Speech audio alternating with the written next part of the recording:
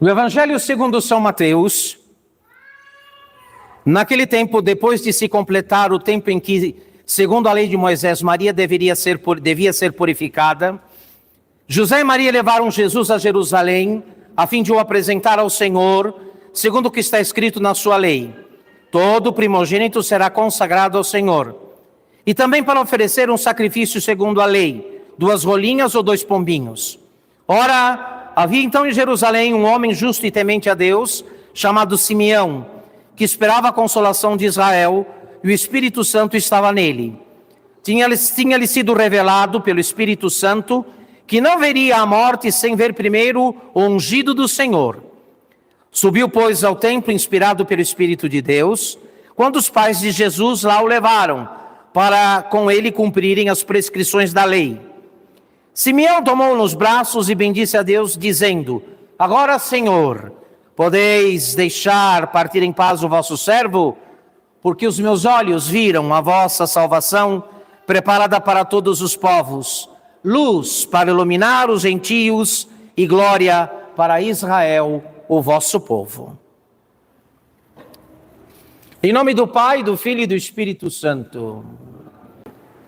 A lei de Moisés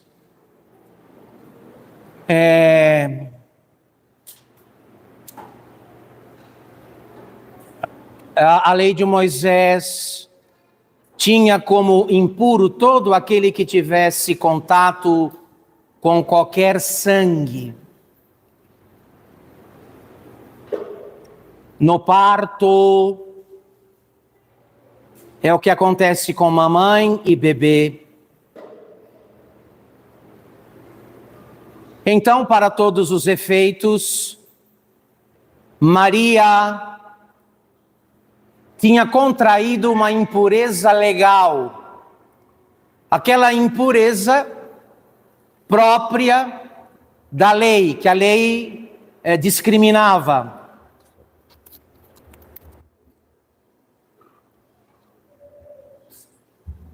Então ela não podia entrar no templo, nem tocar em nenhuma coisa sagrada.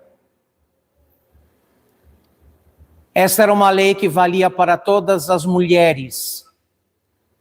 Se a criança fosse um menino, a impureza legal durava 1 mês. Se fosse uma menina, o dobro. O dobro. Concluídos os dias para a purificação da Virgem Maria e para a consagração, porque Jesus era o primogênito, todo o primeiro filho era símbolo do Messias. Por isso, todo o primeiro filho, macho, deveria ser consagrado ao Senhor no templo. Já era do Senhor. Então se fazia o resgate. No templo, ao invés de sacrificar a criança, se a família tinha posses, era oferecido no lugar da criança, do menino, um cordeiro de 1 ano.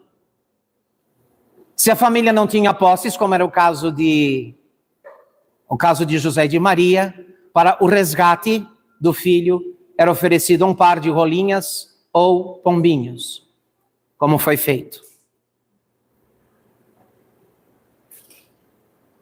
Evidentemente que a Virgem Maria não precisava se sujeitar a esta prescrição da lei de Moisés, porque aquele que entrou, aquele que por obra do Espírito Santo foi gerado nela, sem ferir sua virgindade, sem alterar em nada o seu corpo, também não feriu e não alterou a sua virgindade quando dela nasceu e quando dela saiu. Ela não tinha nenhuma impureza do que se purificar, nem o seu divino filho. Não havia necessidade deste rito desse reconhecimento por parte das autoridades religiosas no templo, de que agora Maria, depois do puerpério, acho que é assim que se diz, puerpério, ela agora estava limpa, podia de novo entrar no templo, participar das orações litúrgicas públicas e tocar nas coisas sagradas. Por que o fez? Porque aqueles que Jesus Cristo veio resgatar, em primeiro lugar, estavam sob a lei. Não estavam fora, estavam debaixo do império da lei de Moisés. Então, quem quisesse resgatar e salvar os judeus, precisava encontrá-los onde eles estavam, debaixo da lei de Moisés. Por isso, Maria Santíssima e Jesus se submetem em todas as coisas às prescrições da lei, porque debaixo da lei estavam aqueles a quem Deus tinha feito por primeiro a promessa de salvação. Mas vocês sabem, é a profissão de fé católica com relação à Santíssima Virgem Maria, que continuou virgem, intacta e puríssima, antes do nascimento de Cristo, durante o nascimento de Cristo e depois do nascimento de Cristo.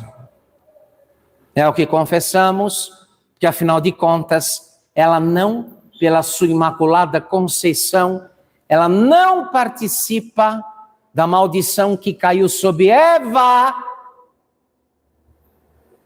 que prescrevia que o parto seria doloroso, que a mulher iria parir seus filhos com dores e teria que se sujeitar em tudo ao seu marido. Maria não partilhava desta culpa e nem desta maldição. Muito bem. Agora, uma coisa que nos chama a atenção no evangelho de hoje e que nos diz respeito de um modo direto, é a atitude de Simeão, o idoso profeta, santo, que havia recebido de Deus a promessa de não morrer antes de ver o ungido do Senhor, antes de ver o Messias, antes de ver o Cristo. Ele vai ao templo quando José e Maria estão apresentando Jesus, consagrando Jesus. E ele reconhece naquele menino, ele vê naquele menino o Messias. Conduzido pelo Espírito Santo, não por opiniões humanas, não por intuições humanas, mas levado pelo Espírito Santo, ele reconhece que aquele menino, na carne daquele menino, em tudo parecido com todos os demais meninos, se esconde a luz de Deus. A luz de Deus está coberta pela carne humana, pela humanidade daquele menino, em tudo parecido com os demais. E ele louva a Deus com aquele canto que está no ofício dos religiosos, o Nunc Dimittis, dizendo: Senhor, agora podeis deixar partir em paz o vosso servo, porque meus olhos viram a tua salvação, luz para iluminar as nações e glória do teu povo de Israel. É impressionante, senhores, esta oração, porque vocês sabem, boa parte do nosso trato com Deus, vejam bem, a maior parte, o miolo, a substância da nossa oração, não quer outra coisa e não pede outra coisa a não ser a conservação da nossa vida aqui na terra. Nos apavora a ideia de deixar a vida. E esse homem que tendo Jesus menino nos seus braços e que poderia pedir: Senhor, me concede mais anos, me dá mais saúde, tira as dores do meu corpo, porque já estou velho, com reumatismos, com achaques, com problemas de todos os tipos. Ele diz: Senhor, agora podeis deixar partir em paz o vosso servo, porque os meus olhos viram a tua salvação. E é assim, não de outro modo, não de outra forma, que reage toda aquela alma que, mais do que encontrar a Deus, foi encontrada por Deus.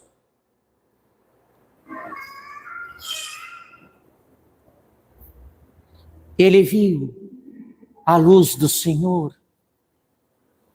Ele contemplou no menino a beleza da divindade escondida pela humanidade. Que mais poderia desejar ou querer este justo, a não ser partir para estar com Deus?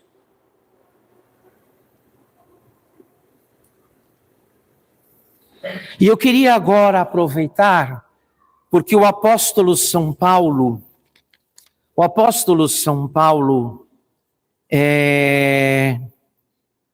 vai dizer na carta aos Hebreus, no capítulo 2, algo que deveria nos chamar a atenção, uma vez que esta figura, a figura deste homem santo, nos inspira nesta missa, onde se comemora a purificação de Nossa Senhora. Disse o Espírito Santo na carta aos Hebreus: por isso, visto que os filhos participam da carne e do sangue, ele também participou igualmente das mesmas coisas, a fim de destruir pela morte aquele que tinha o império da morte, isto é, o demônio, para livrar aqueles que pelo temor da morte estavam em escravidão toda a vida. Então é isto que acontece. Qual é o tamanho da porta, ou da abertura, ou da brecha que damos para a ação do espírito do mal, para que ele ainda nos mantenha acorrentados e presos às coisas desta terra? É o medo que temos de partir daqui. É o medo que temos de perder o nosso império de seguranças humanas.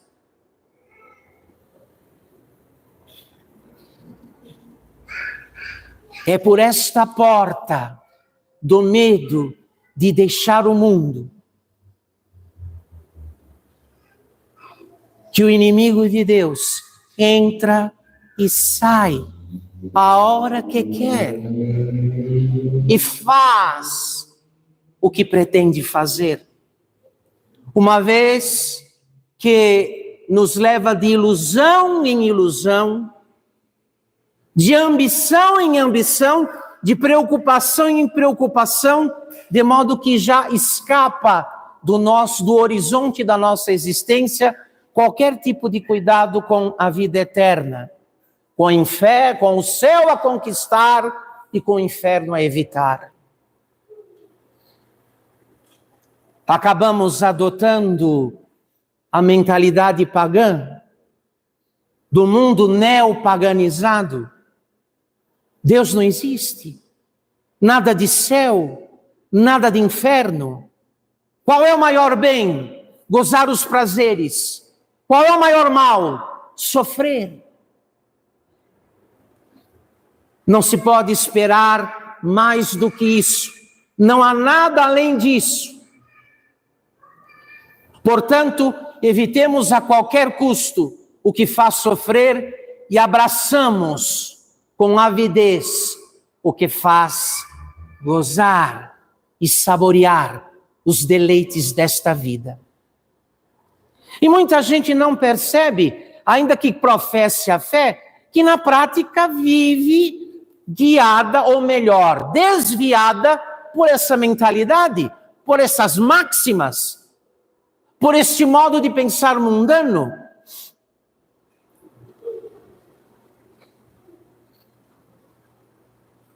E quando Simeão tem o menino em seus braços, em suas mãos, não pede outra coisa, não quer outra coisa, a não ser isso. O quê? Partir. Meus olhos viram tua salvação, que preparaste ante a face das nações. Quem encontrou o Senhor, ou melhor ainda, quem foi encontrado pelo Senhor, quem mais quer do mundo? Quem mais procura aqui? Que deseja desta fábrica de miragens e ilusões chamada mundo? Mundo.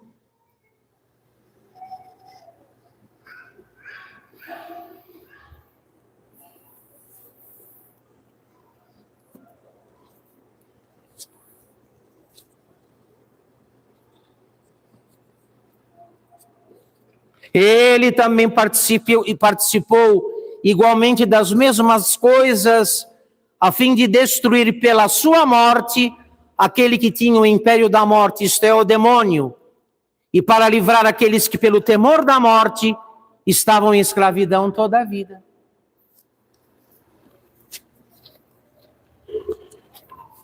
Este que Simeão toma nos braços, vai dizer mais tarde, quando adulto, eu sou o caminho, a verdade e a vida. Ele vai dizer, eu sou a luz do mundo. Quem me segue não anda nas trevas, mas terá a luz da vida. Ele vai dizer, eu sou a ressurreição e a vida. Quem crê em mim, ainda que esteja morto, viverá. E todo aquele que vive e crê em mim, não morrerá para sempre.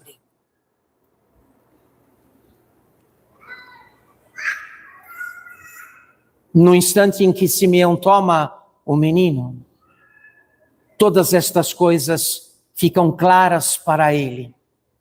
Esta ciência infundida na alma dele. E basta então. Basta das coisas que parecem ser para ir na direção daquelas que são de fato. Uma vez que não se pode pôr em equivalência a areia e o ouro. Não são equivalentes, areia e ouro. Ele viu o ouro, desprezou a areia. Ele viu o ouro, desprezou a areia. Agora, eu vos anuncio uma boa nova. Nós, que estamos na outra margem deste rio, e que, portanto, estamos no regime da nova aliança, do Novo Testamento, a nós foi reservada sorte maior e melhor. Porque, meus queridos, Simeão, o justo, o santo, o que esperava e colocava toda a sua confiança em Deus, teve o menino por alguns minutos, por alguns instantes junto de si. Mas a nós, o Senhor concedeu uma graça muito maior. Não de tê-lo simplesmente nos braços, mas de, pelo sacramento da Eucaristia, ter o corpo dele no nosso, o sangue dele no nosso sangue, a alma dele na nossa alma e a divindade dele na nossa humanidade.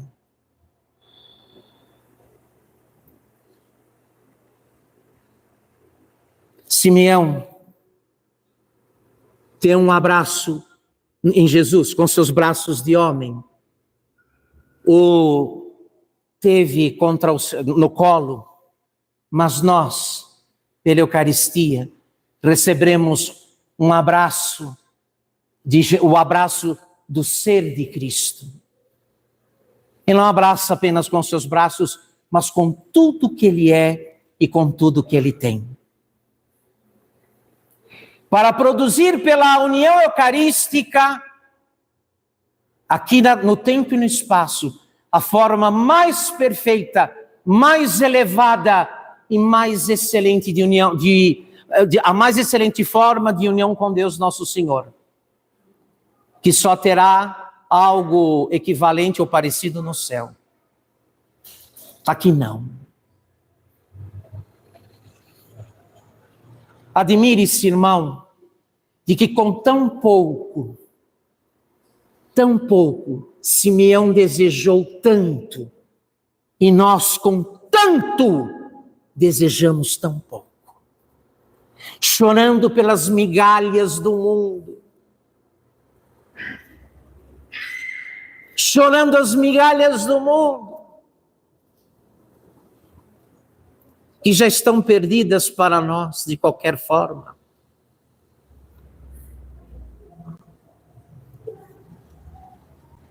Supliquemos a Deus hoje,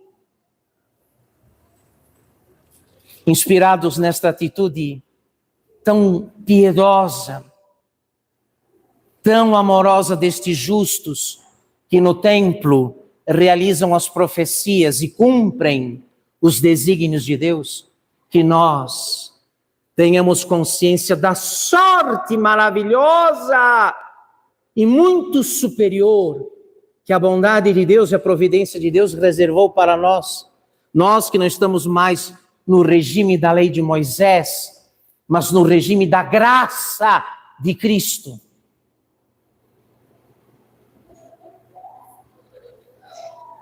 É isso que importa, meus senhores e minhas senhoras. E nós, hein? Vejam o grande Simeão, o bom Simeão, alguns instantes, e quis Deus, não quis mais nada. Nós, depois de incontáveis eucaristias, missas e comunhões, o que ainda queremos, o que ainda buscamos, o que ainda desejamos? Uma vergonha, uma vergonha.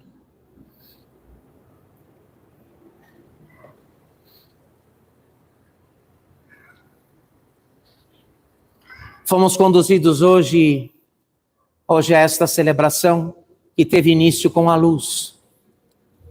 Simeão viu a luz e desprezou as sombras.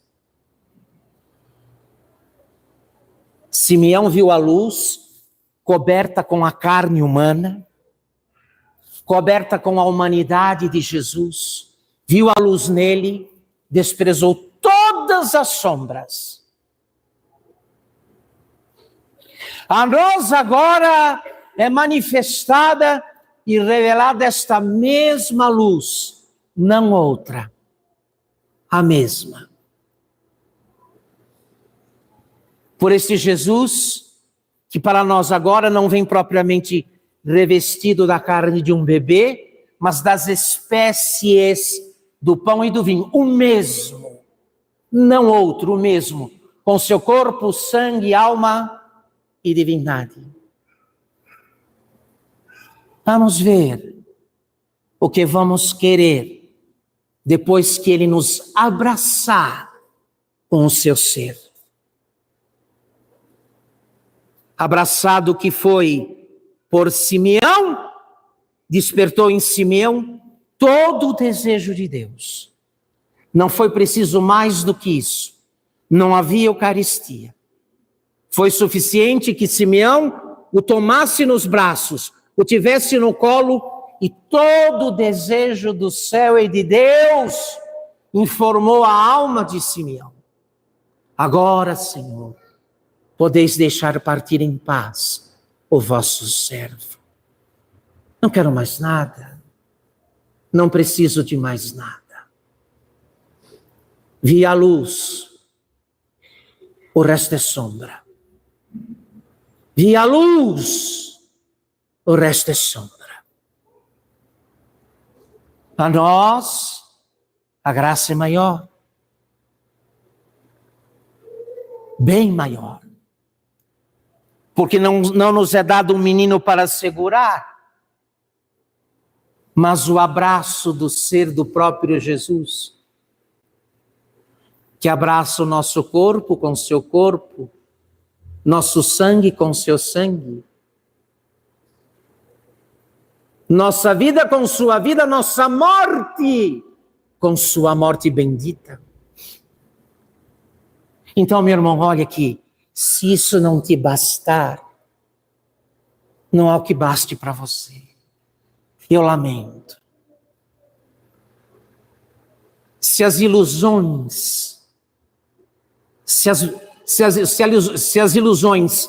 as paixões desceram tão fundo na tua alma, que este convite, este anúncio, não desperta em você mais do que uma leve admiração, então não há o que baste. Não há o que resolva o teu caso. Sinto muito. Sinto muito. Que não seja esta a nossa triste sorte, porque o Pai nos dando o Filho, no Filho já nos deu tudo. Não tem mais nada para dar. Em nome do Pai, do Filho e do Espírito Santo.